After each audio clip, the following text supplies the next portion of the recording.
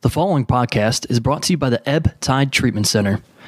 Many people wrestle with addiction. You don't have to. Reach out to the Ebb Tide Treatment Center, where they wish to empower each individual encountered with the support, hope, and tools required for long-term sobriety, priding themselves on providing the best possible treatment experience for you and your loved ones based on unique needs. They're committed to breaking the stigma that plagues those suffering with addiction and their families by educating and bringing awareness to the community. The Ebb Tide Treatment Center provides individual and group therapy, multiple recovery pathways for support, evidence-based clinical support, integrated aftercare social reintegration, personalized treatment planning, program addressing whole life health, and Vivitrol program, all available. If you or someone you know is struggling with addiction, reach out to them at ebbtidetc.com or call 844-430-4357.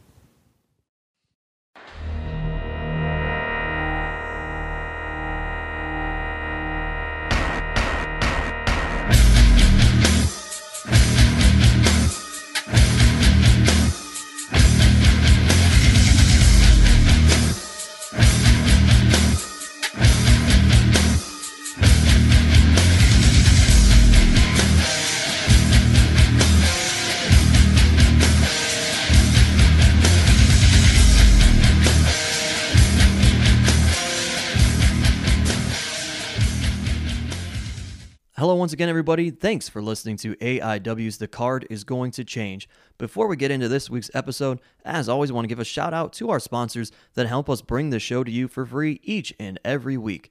Firstly, thanks to Angelo's Pizza. They're feeding us here as they always do while we record, and they, of course, bring pizza to you at our live events at Mount Carmel. If you want to try more of their pizza or anything else on their menu, it's all delicious. Head to Angelo's on Madison Avenue in Lakewood, Ohio. And thanks to Smart Mark Video, they record all of our live events. And if you want to relive any of those or watch them for the first time, you can purchase that on DVD or digital download from smartmarkvideo.com.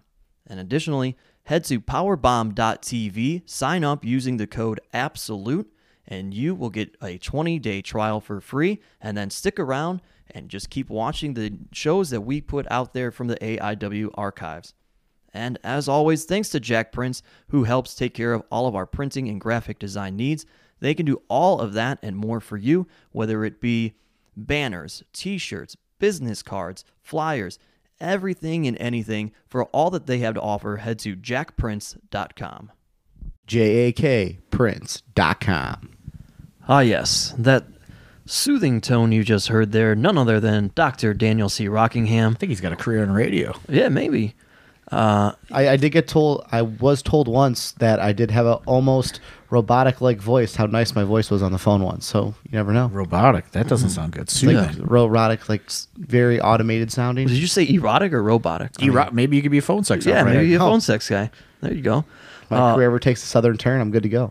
Also joined by AIW owner John Thorne, who you already heard, and also the Bone Collector Dominic Guarini going to be joining us on this episode.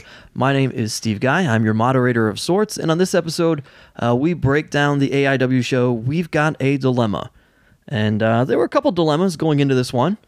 Yes, sir. We had to shift the card around, as this is called. The card is going to change, and that it did, and I think it starts already with match one here. Jock Sampson, Mance Warner.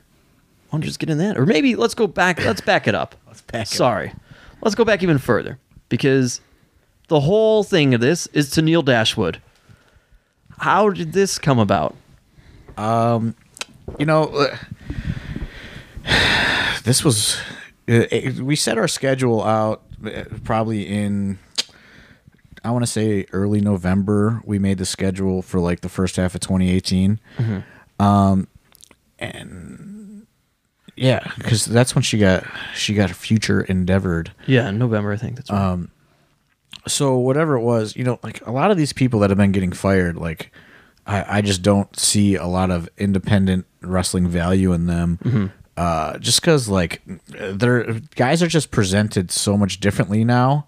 It's like when they get, we kind of touched on it with Swoggle. It's kind of like the perception is different coming off of WWE into like independent wrestling has almost like a higher expectation of in-ring ability. Not to say that they don't have in-ring ability. It's just perception is kind of reality, and it's like it's kind of crazy. Like guys that have been off television for 30 years, like a Honky Tonk Man, have like more star power than somebody that's just been on current television for like 5 years.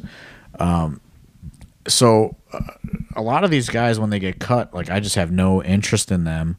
But when Tenille Dashwood became available, I thought, this is somebody that has a big fan base, and she was presented relatively well, especially in the early like NXT days. And then I went and I looked at her social media numbers, and I went, yes, this is definitely a thing I'm interested in. Just her numbers, John? Just the numbers. Okay.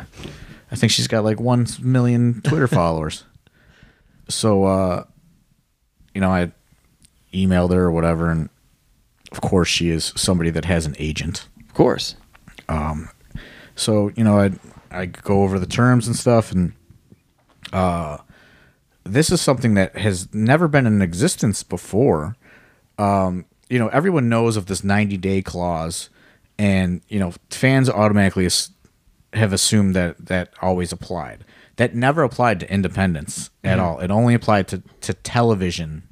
You could not appear on television for 90 days. So you couldn't go to TNA or Ring of Honor for 90 days. But there's been people that were fired that were on an independent show the next day because they didn't care about independents at the time. And because the deal is, I think they pay you for 90 days. So then you cannot appear on television for 90 days. But they allowed you to do independents. Well, this is the first instance in which you could not do an independent for 90 days. So I messaged right away, and they said she would not be available until February. And I was like, what? Like February? Like, because you got to strike when the iron is hot. Sure.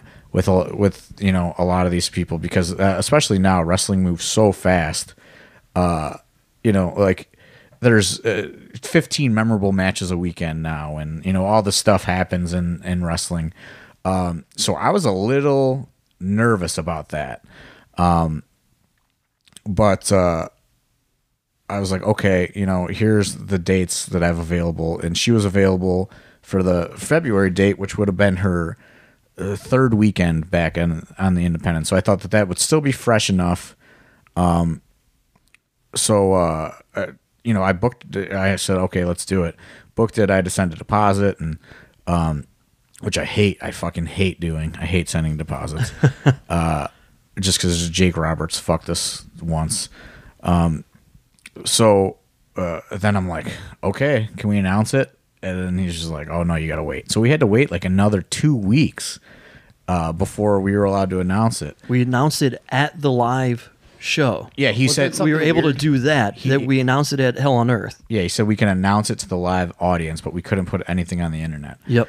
Which is just weird. And I was getting a little irritated. But thankfully, when we were allowed to announce it and put tickets on sale, the response was very well. Yeah, in those first couple of bookings, she was nowhere near Cleveland, Ohio, which was right. Thank goodness. That helped us too. Obviously, we were the first. I think in Ohio and the general area. So she only did stuff on the two coasts. She really didn't do anything in the middle of the states. Right. So that was, that helped us. And then look, we did the doors at 6 p.m. This was one of those rare times where we did that.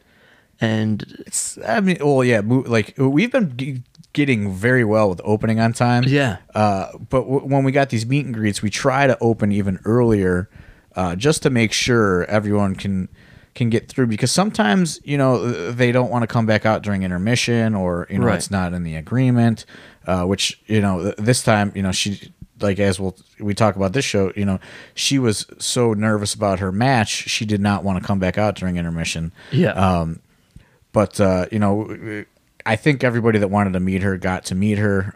The meet and greet did very well, and there was a huge line at one point. So, I mean, from talking to her, me personally, nice lady. I had positive interactions with her.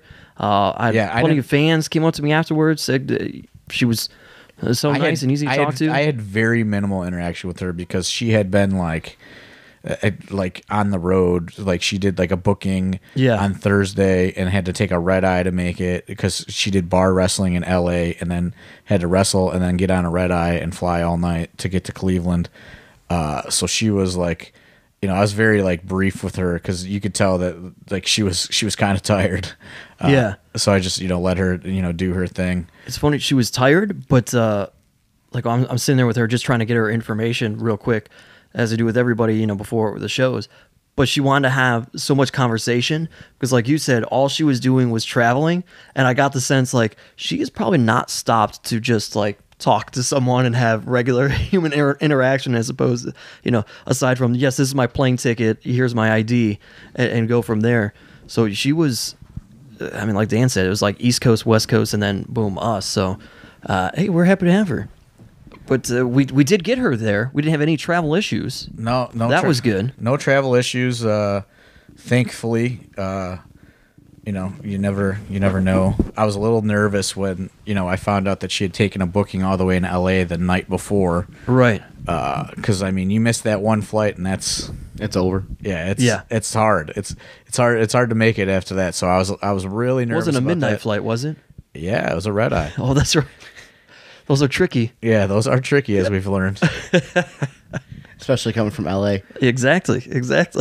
So I didn't hear anything all night. Like I can't sleep on show nights anymore, like because I'm so concerned that I'm going to sleep in and I'm going to miss some gigantic issue. You didn't even have a drink the night before. No, because I picked up Swaggle as usual, and we went to our typical Thursday spot when he comes in the evening before. You met us out, as is general fashion, and no drinks for John Thorne. Nope. That night. No, because I needed a dry night.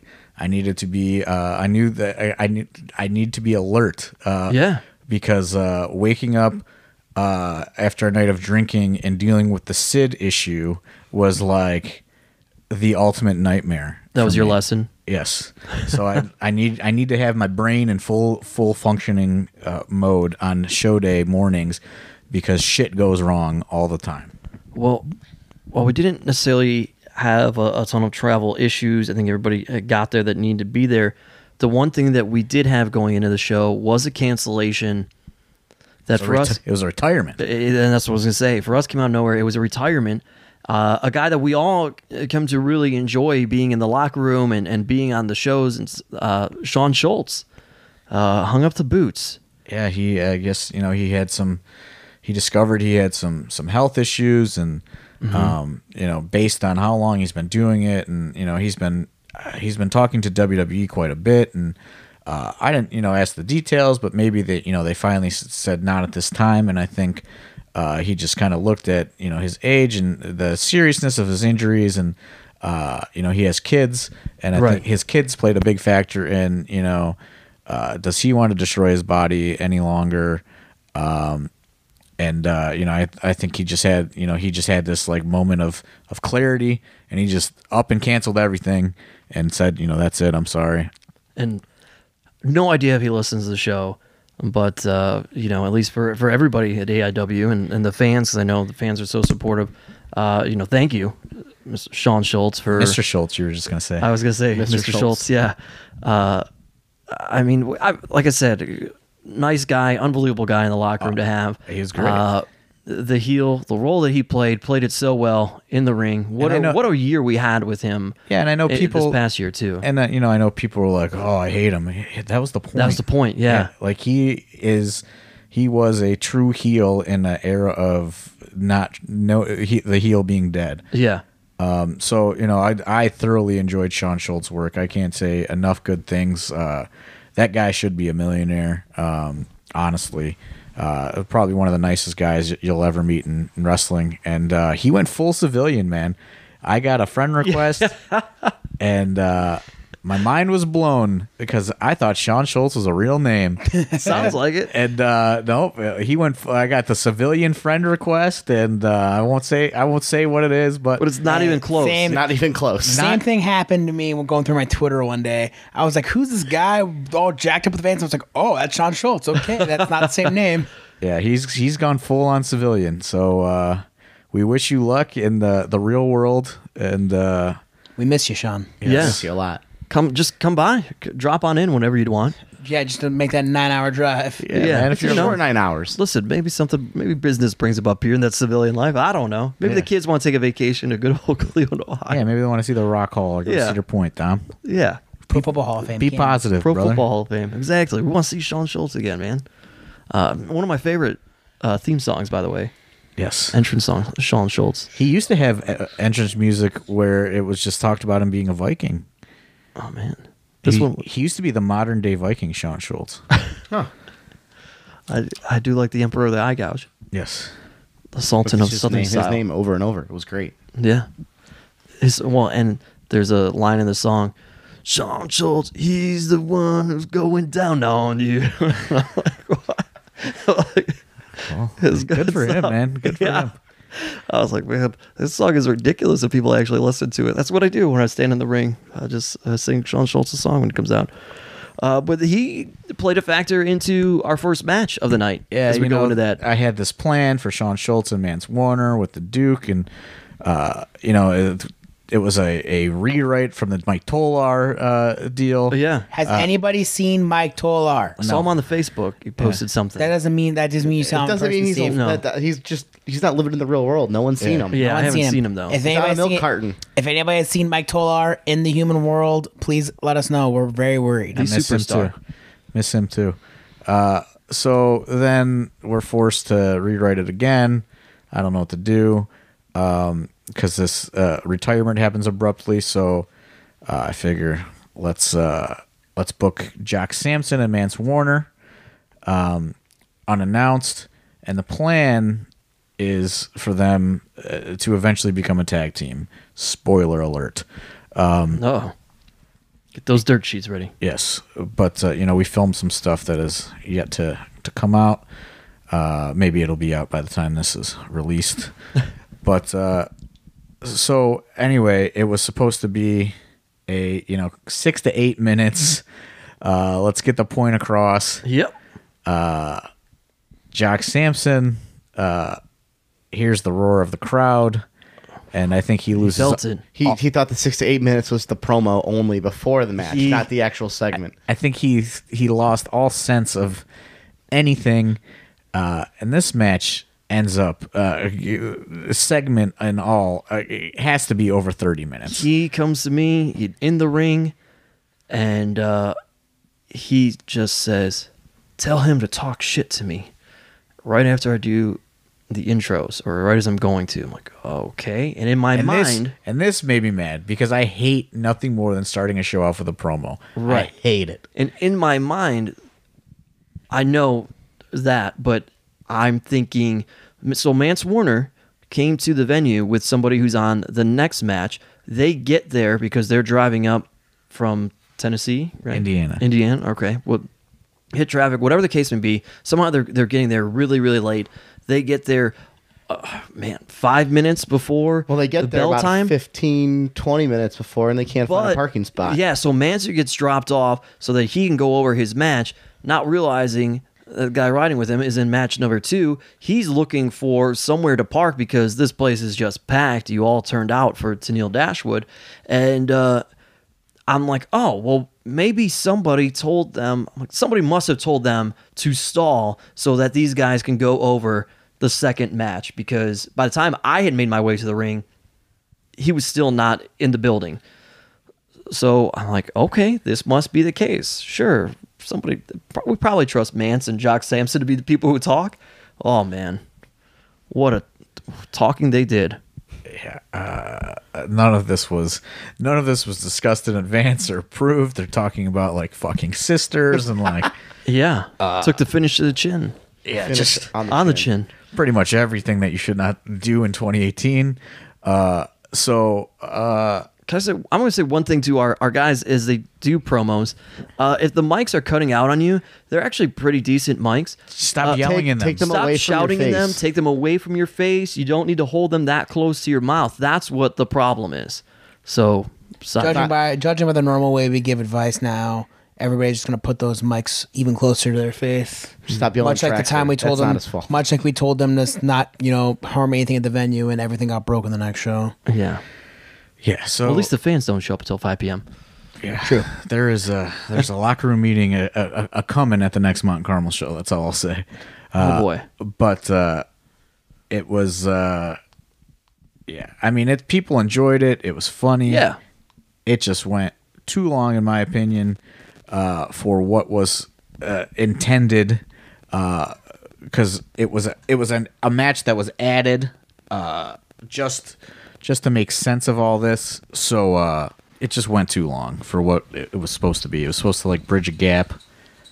And be like a thing to get over this retirement, and so we can move forward and set the groundwork for something. And the crowd was popping, and they just kept going. But I think what they didn't realize is there's a whole show left. We have 9 more matches after that. Right. So I was a little irritated, but Are we also arguably losing the best tan on the AIW roster in Shawn Shultz? 110%. the best We lost the best 2 tans, him and EC3. the best vascularity. How do you say that word? Vascularity. Vascularity. Yeah, for sure. So that takes us into the second match. As I alluded to, one of these gentlemen arrived to the venue super late, couldn't find a parking spot. The match consisted of Lewis Linden, Matthew Justice, Tim Donst, and Calvin Tankman, who is the aforementioned gentleman who couldn't find a parking spot. Was this his second AIW showing? The first being When he had to wrestle the Duke and Kurt Hurts and yeah. everyone else. Congratulations, Kurt Hurts, by the way. Yeah, Kurt Yeah, Hurts. Kurt Hurts. They're having a baby. For the boy. New dad. How about that? And Calvin Tankman was also, though, a last-minute replacement because that was supposed to be Gringo Loco. Who had to go to Mexico. Not a bad place to have to go, I guess. He thought that he would be able to swing it to do both, but his flight leaving for Mexico was at 5 a.m. Saturday morning, and it was just going to be too hard for him to be able to drive to Cleveland back and then get on the flight. So he asked if he could miss, and I said, yeah, no problem. And then And this was an unannounced match. right. And, Calvin Tankman, I thought kind of deserved a better opportunity than the first one that he got. He was kind of thrown into a mess of a situation. And I had heard that he was going to be there, so I said, I'll throw him a bone. And he definitely delivered. I would say maybe even stole the show in that match. He's an impressive man. And I did try to book him again for Gauntlet, but he was unavailable. So I don't know when Mr. Tankman will be back, but he did very, very well here. Much better than his first foray. That's the word I was looking for. None of those fans were ready for his flip dive to the outside. I saw 3/4 of them go, "What?" Big man, moving real fast. Oh, yeah. Yeah. So to answer the question that is likely to come at some point, will we see Calvin Tankman again? The answer is, yes, you want him. We just, schedule's got to happen. Yeah, figuring it out. So, match 3 of the night. What fun this was. Colt Cabana against MJF. Fun for you, Maury. I had a blast. So do you now can put Steve Guy, comedian, ring announcer, fake Matt Stryker, fake Maury? You need me to be anybody, a hosting of a game show or a talk show? Look, I'll be it, I guess. I am of sorts. You're just the guy of sorts. Of sorts. That's what I do. So, these guys came to me and said, hey, this is a thing. I'm like, yep, aware of it. Where do we get to it?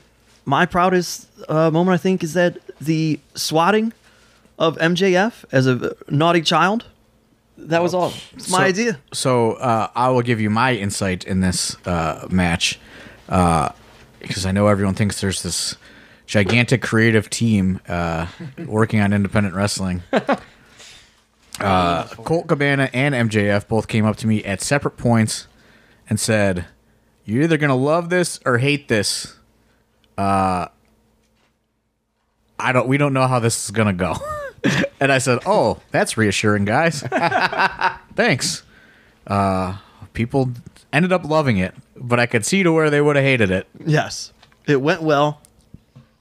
We were a little worried about Traxler being able to find Maury Povich's theme song, or whether anybody would even know if that was Maury Povich's theme song. Surprisingly, a good majority of the crowd absolutely knew what was coming as soon as the music hit. Yeah, rolled out there with the results and some urine samples. And there you go. I think I got a little urine on me when it was splashed in Colt's face. I'm sure it wasn't the first time. Oh, You hang out with Worldwide a lot. not in those circumstances. I'm not. Hey, man, I don't go into that bedroom in the Too much after party. information for this podcast. Yeah, but that was a fun one. So it turns out Colt Cabana is the father of MJF. Big shocker. Big shocker. Plot twist. Yeah, I'm shocked this isn't getting more coverage. Right? Since the DVD came out recently. Oh, maybe it will. Where's those gifs? Where's those news stories at, dude? Where's the gif of the urine, the paternity test being read? Why's That's an exciting gif. That's a very exciting. If a man finding out that he's a father, That's a huge deal. Kurt Hertz, I'm sure, was pumped. I mean, my goodness, where's Pro Wrestling Sheet on this one? That's right, ladies and gentlemen. It is I, Alex Worldwide Killer, here to tell you all about at Thrift Store Jobber. Thrift Store Jobber. That's right, Instagram, Etsy, eBay, etc. And he's got a humding-a-dandy doozy of an item for you this week. You ever want to kick somebody in the face? You can't. But you know what you can do? You can wear this sick Kawada shirt straight out of All Japan, late 90s. Nice little 3D printed looking ass logo. And you can kick some ass. It's a size large. Quite the size to kick a face in. All day. Use promo code WORLDWIDE to get 10% off your order. Instagram, Etsy, eBay, etc. at Thrift Store Jumperoo.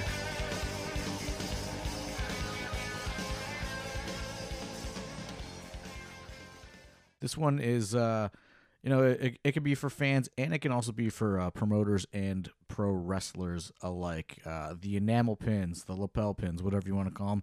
That is the new hot merch item these days. Every wrestler has them. Every wrestling promotion is getting them made. And Pollyanna DIY is the cheapest place in which you can get those made. They also have merchandise for sale for fans. They have a great Extreme Roots 91 tee with Eddie Gilbert and Cactus Jack battling in a barbed wire match in 1991. Just great stuff. Please support these guys over at PollyannaDIY.com. That being said, we roll into the next match.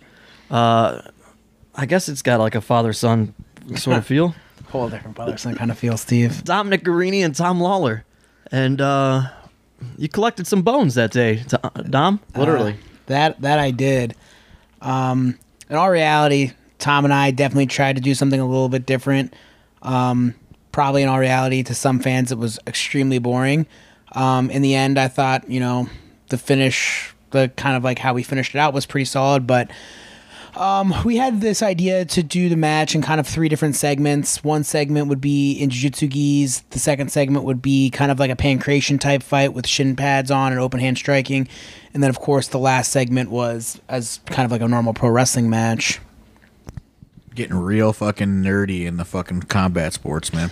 That was Tom pitched the idea to me. We thought we just had an idea, for better or for worse. I walk downstairs and I see Dom not only putting on like shin guard kick pads, but I see him put his gi on. Like, what are you doing? We had a lot planned. This reminds me, before we sit down and typically do these podcasts, we try to think of what's really the theme of this episode, aside from what we're talking about, generally speaking, this being We've Got a Dilemma. And I think the overall theme from We've Got a Dilemma is 3 people went to the hospital that night. This That is starts true. number 1. Yeah, so in the end, Tom is going to give me a clothesline to the back. Tom, will admit to you that he took a bad angle, throws the clothesline about as hard as he can, underestimates how just rock solid my skull is, and clotheslines the back of my head. I then, surprisingly, am not concussed, and Tom broke his wrist very badly. You can actually see it in the video online, right when he hits Dom in the back of the head. It's a very pausable moment on the DVD. Yeah, it's not fun. But props to Tom Lawler for then being able to literally pick my dead carcass up and deliver the Gotch neutralizer to me with a broken arm. He then goes to the hospital, gets some x-rays. They said, we can't do what you need to do here. And ultimately ends up with the story that no one knows is they actually try to reset his wrist. Yes. And he does this all stone-faced, no emotion. And the doctor could not believe he was not showing any pain. So, best wishes. Hopefully Tom Lawler's back and healthy here soon. But sadly, I collected some bones on that night. I will say that, I hear that he's hurt, like, instantly. And I assume that he's been rushed to the hospital, Chandler's mom was there, and Jeremy, who works with her, he's a paramedic as well. They've been kind of on-site paramedics at this point. So they run down, check on him, and I figure somebody is, shoved him into a car and taken him because, I'm hearing that it was a very bad break. I look, and someone's yelling my name. I look to the left, and I can see behind the entranceway, and it's Tom Lawler, and he's waving me over, and he's totally fine. And I go, and like he's got his arm has been like wrapped up, like they had like all kinds of like tape and wrap, and they've wrapped it, and they're trying to I don't know, I guess like keep pressure on it. And he's like, "Hey man, I'm sorry." And I was like, "Sorry?" He's like, "I think I'm gonna be out for a little bit, man. Like off the next couple shows or something." He goes, "I'm sorry, man." Go to the fucking hospital, dude. Like, what are you doing? Like, I'll get there. I just wanted to come tell you that, I probably got to cancel some bookings, and, I'm disappointed in it. I said, you should go to the... everyone's telling me that, like, your arm is falling off. You should go to the hospital. And he's, like, totally just nonchalant about it, just upset that he's got to cancel his upcoming AIW bookings. And I said, dude, we will figure it out. You get to the after part, or... Get to the hospital. He goes, I'm gonna go to the hospital, but then I'm coming to the after party. And I was like, oh, okay, we'll see, man. He, needless to say, he did not make it to the after party because he was in the emergency room all night. I think he was texting most of us during the after party, though. Yeah. Did he end up flying home with it broken, or did he get everything fixed here? No, said they could not they could not fix it here. They said they tried to set it, and it couldn't be set, which, from what I understand, is extremely painful, and they just said you're gonna have to get surgery when you get home because we cannot operate on it right here. That sounds like a terrible plane ride. Yeah, I would imagine so. Well, he didn't even end up getting the surgery on it till later in the week either. Yeah, it was almost a week later. Plate and screws. So now he's got the Lex Luger. Yeah. That's Axe Bomber's coming, brother. That's not the arm you want in the back of your head anymore, Dom. Well, I mean, I'm sure he's going to try to throw it at me as revenge. Yeah, because he was probably getting ready to go back to the UFC soon, and he just fucked up his whole career. Damn it, Tom. With your Samoan head. Certified it's large and very hard. Certified Samoan, brother. Wow. Are you one of the Anawais? If I was one of the Anawais, I'd hope that I could get signed. Do you know the Headhunters? The Headhunters aren't Samoan, are they? I don't know what the fuck. Yeah, I don't know what they are, actually. Don't bring them up, brother. Steve. Head Shrinkers, for sure. Don't bring them up. Oh, gotta ask. All right, so the next match is a 4-way tag team match. Jollyville Fuckets, Philly Marino Experience, 2 Infinity and Beyond, and the Young Studs. And this was not necessarily supposed to be the case either, correct, John? No, this is where the Shawn Shultz and Mance Warner tag team was going to debut. Because this was a... Oh, no, that would have been their second match. Yeah, this would be their second match. Second match, yeah, okay. When I had to make the switch, I added the young studs to it, like, I don't know, the day before, I think, whenever I figured this whole thing out. Because Shawn Shultz didn't give too much time to plan for his retirement. It was something that he had gone to the doctor, that week, they had conversation, and I didn't see any of this because this is when I'm talking to Tom Lawler and telling him to go to the hospital. And so I didn't see any of this at all. Good time, good match. It's, the guys that are in it, it's everything you would expect and anticipate from them. And then I think what was really nice about this match was Philly and Marino win, and you see just how far they've come with that crowd, because really they're in a match with, people hate To Infinity and Beyond at this point still for the Gringo Loco stuff, and what a turn that was. It's still resonating, but 3 veteran tag teams that people have come to really enjoy, and to see Philly and Marino win and the pop that they get from the crowd, I think is awesome, and it speaks volumes about where they've come. Yeah, they've really found their voice, or whatever you want to call it, with the AIW crowd, and they've connected with them like in a very short amount of time. Yeah. So that's them. They take that win, and they've been coming to the school for a while now, and they've really into the fold. They've really developed a really good move set with some innovative stuff, and they're 2 guys that are there every single week trying to figure out a way to get better and tweak their presentation as a whole. So they are 2 guys too that live the tag team life. Yeah, like this is just live not together. Yeah, this is not a just in the ring thing. This is behind the scenes, backstage, everyday life. These 2 are a tag team. Yeah, they're pretty much inseparable.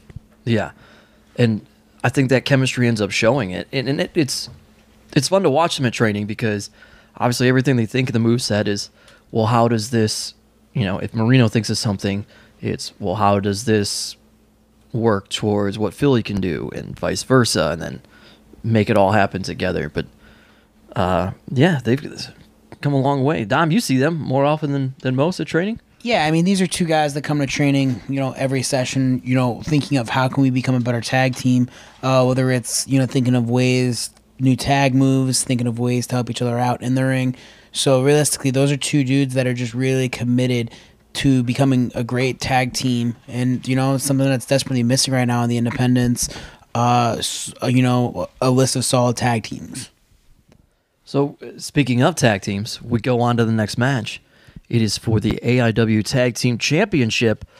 The team of twins, PB Smooth and Swoggle.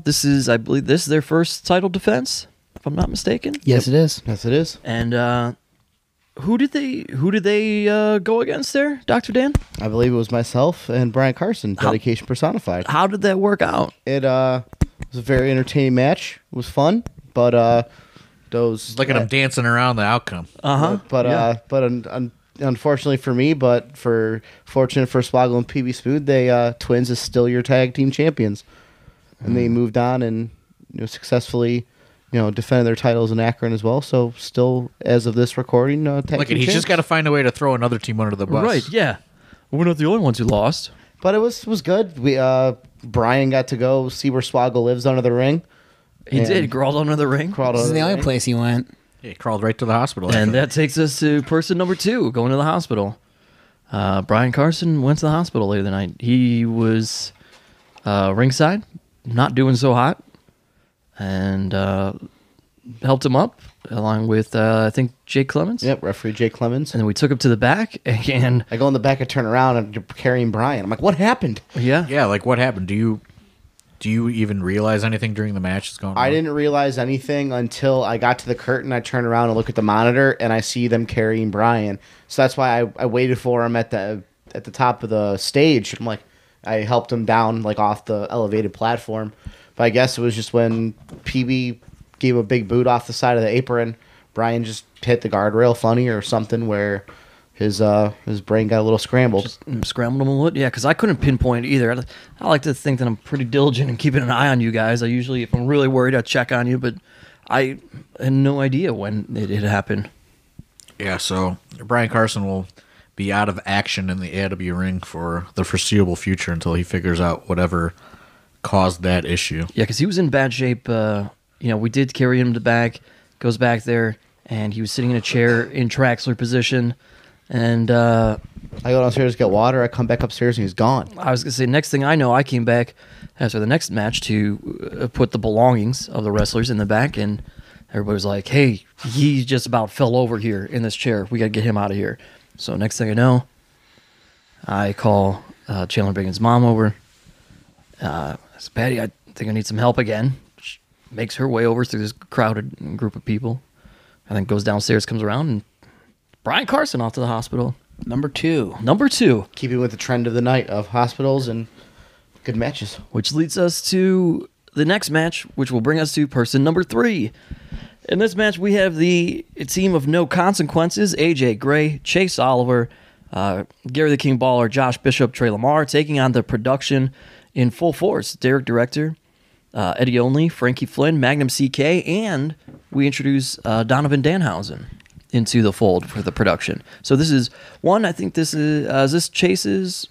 No, Chase came back. Chase came back. He had the tag team match at Death Row.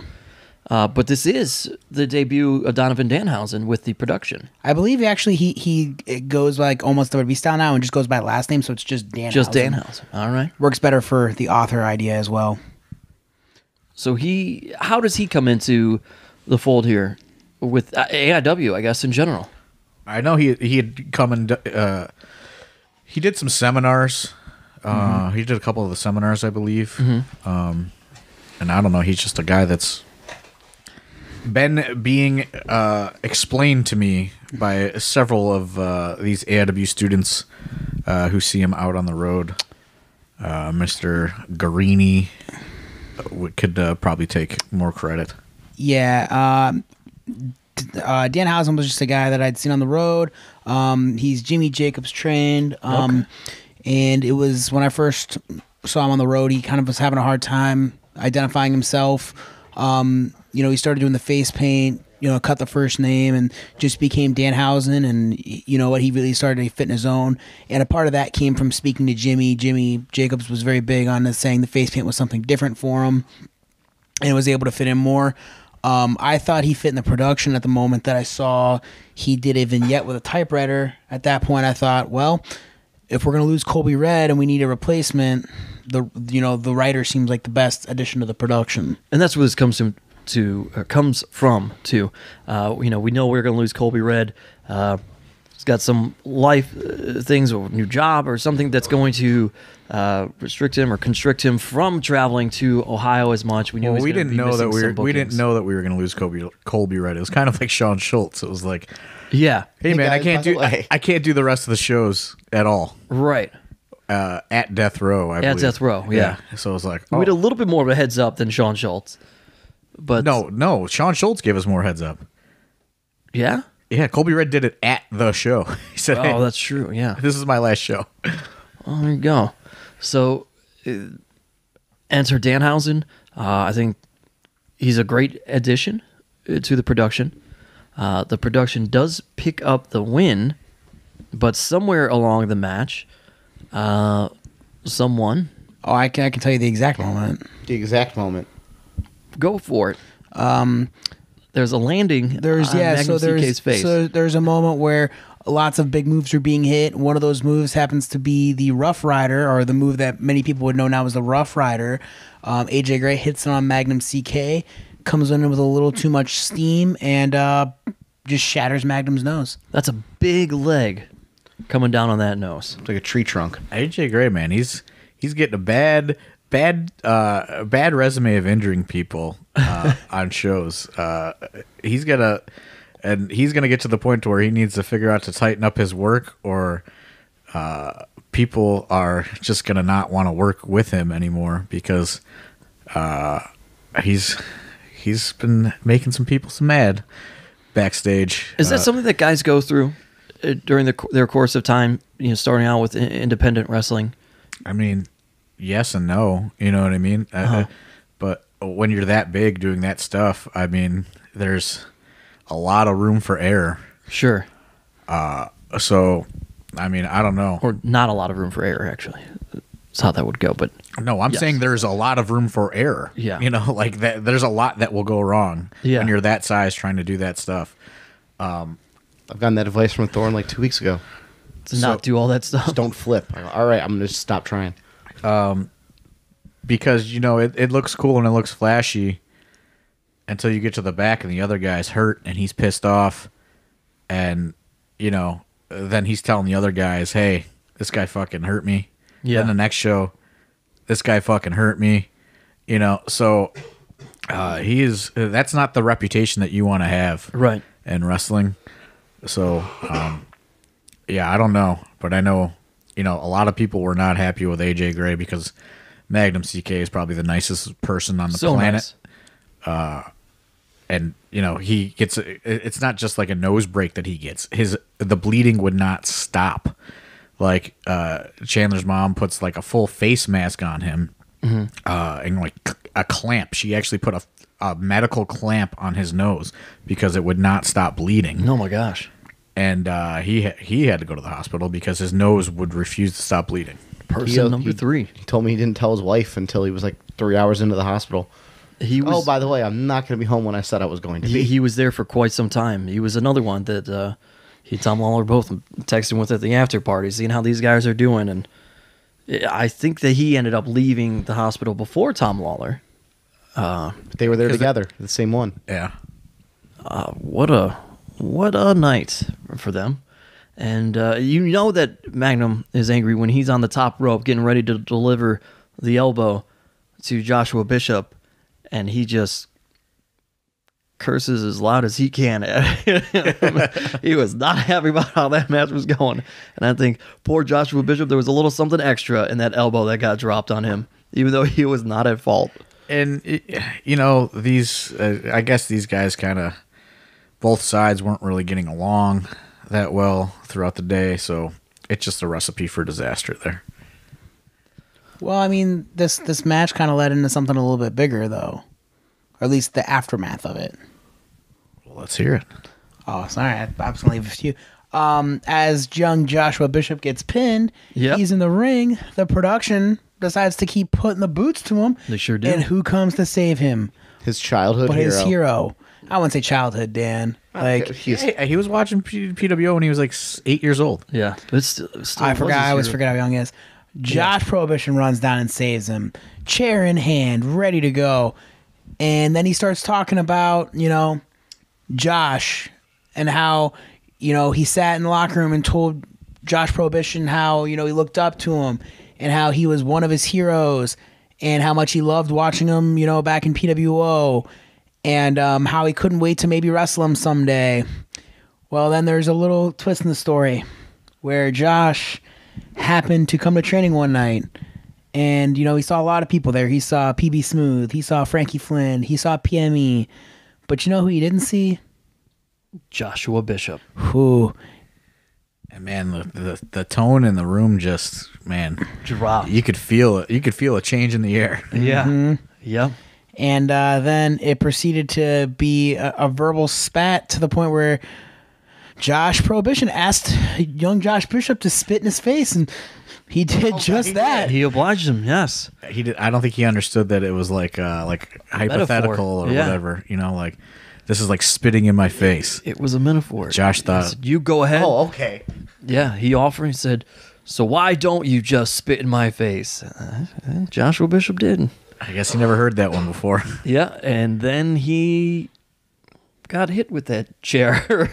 Yeah, I think multiple times. I think he spit off more than he could chew because Josh Prohibition was fired up. He was so fired up that front row fans may realize this. His wedding ring at some point came flying off his hand. Thankfully, a fan caught it in the air. But the rest of us, Worldwide was telling me different points throughout the rest of the night, and we're trying to find it. I'm looking under the ring. I'm looking everywhere. And people are like, what are you looking for? I'm like, I'm looking for a wedding ring. Thankfully, somebody had caught it. It was retrieved and given back to him. But that was intense. Josh Prohibition said, he asked me, like, what do you want out of this? And I said, I want you to go out there and talk to your 20-year-old self. And he was like, man, that's just got real deep. And that was the only instruction that I gave him. So, I mean, that's what he feels about his 20-year-old self, I guess. And that's led us into the match at Akron. Josh Prohibition taking on Joshua Bishop, but more on that in that episode. From here, we then head into the ladies' match. Britt Baker taking on our guest of the night, Tenille Dashwood. The lovely ladies of professional wrestling. I guess that'd be low. I don't know. Britt Baker, Tenille Dashwood. Yeah, this is Britt Baker's first show since like Absolution or Cool as Ice. Cool as Ice, maybe. Yeah, she's been gone for a while. Following NXT around the country, being a dental student. She's got a lot going on. Yeah, almost a DMD. But yeah, I mean, you know, this was a match. I think Tenille Dashwood was like a little overwhelmed by like such closeness of independent wrestling, like coming from the big arena, you know, to back to this. Yeah, is like she seemed like very nervous about the whole ordeal all day long. But you know, the match turned out good. Yeah, fun little action, some beer involved. Yeah, Tenille had a good time, picked up a win. She did pick up the win. And it was, the fans were happy. People left happy with it. They want to see her back, they said. We'll see about that. She got the please come back. We gotta see. We gotta wait for the clearance sale. We'll see how the finances go, folks. It was fun. Good to have her. And I want to say it was very, very successful. This event, but I just don't know how successful it would be twice. Sure, fair enough. That leads us into the Intense Championship match. DJZ, Joey Janela. DJZ, a guy, if you had to take one guess of a match going south because of all the health issues he's kind of been fighting over the last year, this may have been the match where we worried about somebody pushing the limit and going to the hospital. Thankfully, nobody going to a hospital after DJZ, Joey Janela. No, and this is another one that I did not see again because now I was downstairs dealing with the Magnum CK injury and you know, getting the getting the story on that and figuring all that out. So I actually didn't see the last two matches, unfortunately, which is a bummer because they were the two that I was most looking forward to. Oh, you're gonna have to watch it on DVD, John Thorne, because this was a fun one. I think, as most people would anticipate. I think the best thing now is DJZ using the DJ horn in the middle of his matches. Yeah, I saw a couple of videos of it online, circling around from other shows. But seeing that live was probably one of the best things of the night. That was awesome. The first time that he introduced that to the AIW crowd, and it was great.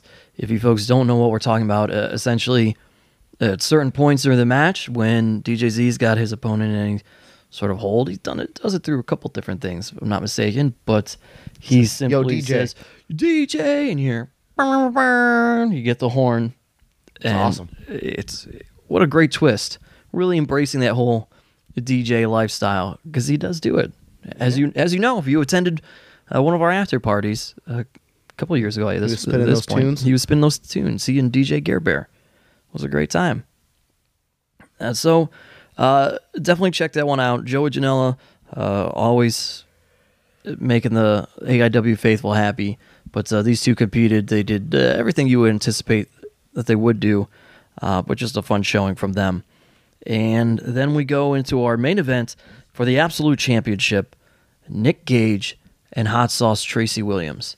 And I was most looking forward to this because I love putting Nick Gage in these weird, like elements for him to, just outside of his element, wrestling with a pure, technical wrestler. Well, it's important for people to see or I guess more, maybe that's more of a question. Is it important for you, John, to see, because you don't want to have these death matches all the time? You've been on record saying that.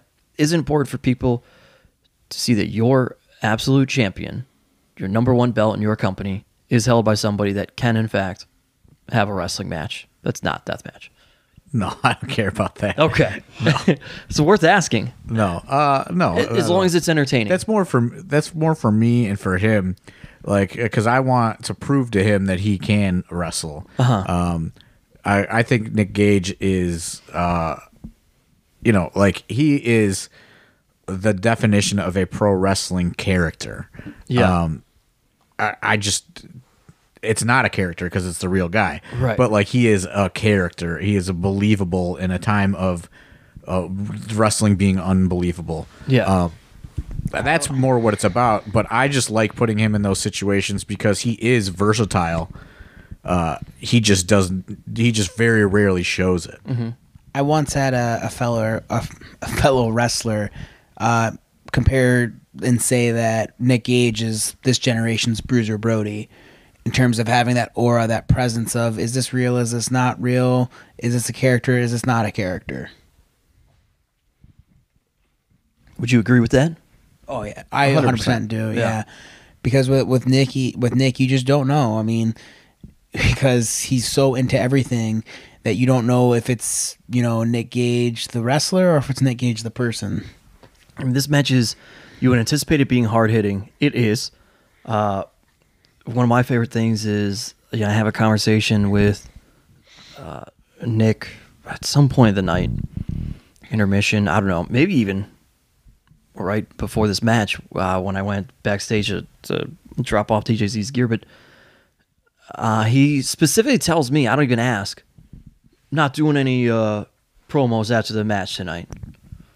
No big deal. I think I did ask him because I was wondering about, because Tenille Dashwood was maybe going to try to sell some stuff afterwards just in case anybody missed her. So I asked Nick Gage, no promos. No, just going to get out of there. Okay, no problem. Match ends. People know the show is over. They start to file out. Problem is, Nick Gage and Hot Sauce Tracy Williams are still in the ring. Nick Gage never likes that. Microphone gets picked up. Everybody's starting to get yelled at. And once again, reminds the people, as he puts it, I let the owners of AIW know, if any of you got a problem with me, you would come fight me.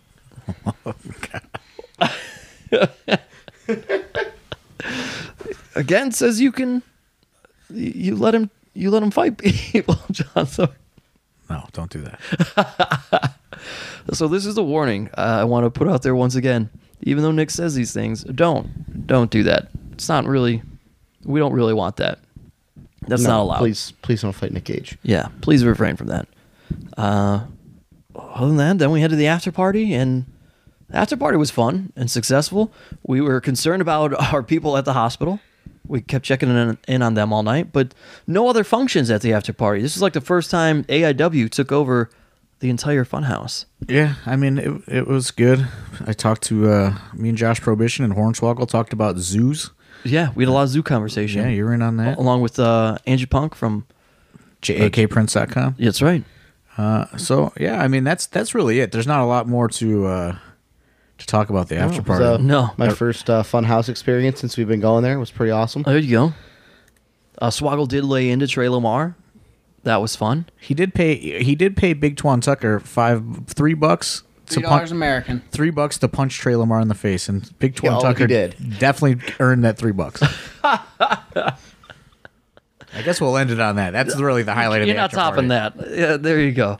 So for Dr. Daniel C. Rockingham, Dom Guarini, and John Thorne, my name is Steve Guy, and hopefully you guys enjoyed this episode of The Card is Going to Change. We'll talk to you next week, everybody.